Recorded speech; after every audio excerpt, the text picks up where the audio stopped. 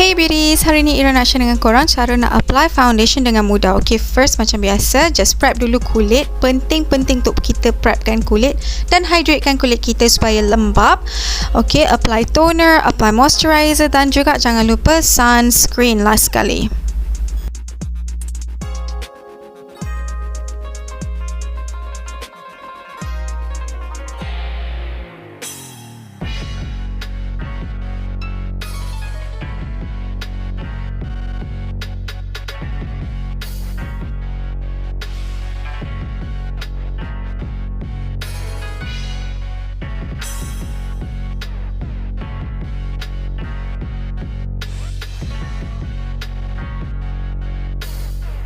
Okay guys, first cari foundation yang sesuai, cari water base untuk beginner. Lepas tu cari warna yang sesuai dengan kulit kita. Boleh ambil satu tone lebih cerah, jangan jauh sangat kalau tak nanti nampak kelabu kan.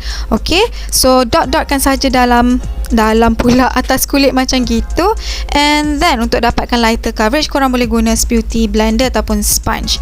Untuk more coverage, korang boleh apply dan blend menggunakan foundation brush. Korang nampak tak perbezaan bila kita dah blend tu? Brush dia bagi efek lebih extra coverage sesuai untuk events ataupun wedding.